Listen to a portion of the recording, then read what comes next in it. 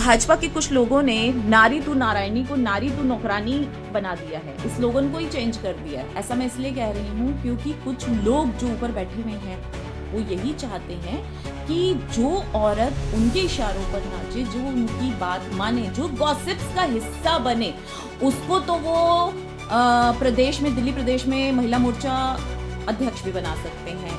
जो आदमी उनके इशारों पर नाचे उनको भी वो प्रदेश अध्यक्ष बना सकते हैं। ऐसा मैं इसलिए कह रही हूँ क्योंकि वैजयंत पांडा जी जो दिल्ली के प्रभारी हैं और बीजेपी के उपाध्यक्ष भी हैं, उनके 2 असिस्टेंट आज से 2.5 साल पहले मुझसे मिले थे और उनमें से एक का नाम था सना और फीमेल का, और मेल का नाम था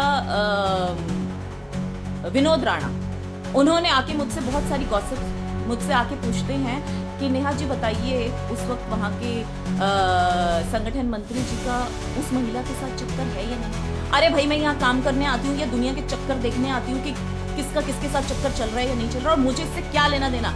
मेरे से आप काम की बात पूछो। मैंने उनसे साफ जवाब दिया कि नहीं, मुझे किसी का कोई चक्कर वक्कर नहीं पता, क्योंकि मैं अपने काम से मतलब रखती हूँ। मैं आती हूँ, सिर्फ मीटिंग अटेंड करती हूँ और चली जाती हूँ। उसके बाद उन्होंने फिर मुझे फोन किया, कहते देखिए सारी गॉसिप्स जो हैं हमें वीरेंद्र सचदेवा जी तो दे रहे हैं पर आप नहीं दे रहे। तो मैंने कहा मेरे पास है ही नहीं गॉसिप्स, तो मैं आपको दूं क्या।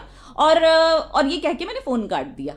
उसके एग्जैक्ट 2 महीने बाद मुझे प्रवक्ता पद से भी मुक्त कर दिया गया। और सबसे बड़ी बात कि जिन्होंने गॉसिप्स का हिस्सा बने वीरेंद्र सचदेवा जी, उस वक्त वो वहां के उपाध्यक्ष थे, उनको अध्यक्ष भी बना दिया गया। और ये बात उस विनोद राणा ने खुद स्वीकारी, मुझे बोली फोन पे कि आपने तो हमें कोई इन्फॉर्मेशन नहीं दी थी, लेकिन देखिए हमें ऊपर से इतनी इन्फॉर्मेशन मिली, तभी आज वो बंदा कहाँ उपाध्यक्ष था, कहाँ अध्यक्ष बन गया, कहाँ कोई नॉर्मल आपके साथ प्रवक्ता पद पे थी वो महिला मोर्चा अध्यक्ष बन गई। तो इसका मतलब कि जो औरतें गॉसिप्स का हिस्सा बने, जो आदमी गॉसिप्स का हिस्सा बने, जो गलत काम करे, जनता की सेवा ना करें, उनको ये ऊपर के पद देते हैं। और जो जनता की सेवा करना चाहे, जनता के लिए काम करे, दिन रात एक करे, झुग्गी बस्तियों में जाके बसने वाले, मैंने कोई एक बार नहीं, मैं पिछले 9 साल से झुग्गी बस्ती के लिए काम कर रही हूँ, झुग्गी बस्ती की महिलाओं के लिए, जबकि हमारा अच्छा खासा बिजनेस है। उसके बावजूद मैंने कभी ऐसा नहीं सोचा कि मैं झुग्गी की जाके महिलाओं के साथ काम क्यों करूं। लेकिन इनको काम नहीं चाहिए था, इनको गॉसिप्स वाली महिलाएं चाहिए थी।